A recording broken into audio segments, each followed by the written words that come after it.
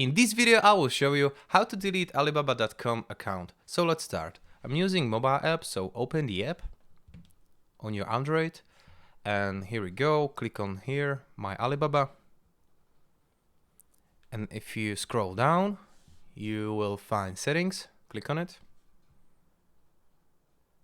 and then here, as you can see, there is a delete account, click on it, and your information will be deleted permanently, all your data, and you will lose access to member benefits and your account.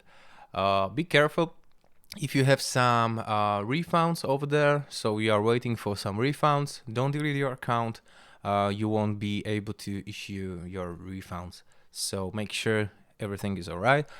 Now I'm gonna delete my account, so click delete account. And yes, here we go, there is a request for deleting my account. Oh, also you need to click here, so this is the final step probably. Let's go, try. We'll see what happened. Alright, that's it. Oh, you need to enter delete. Oh my god, there's like a lot of verifications. Nice. So again, yeah, you just need to write this word delete, go here and click delete account, and I hope it's all you have to do.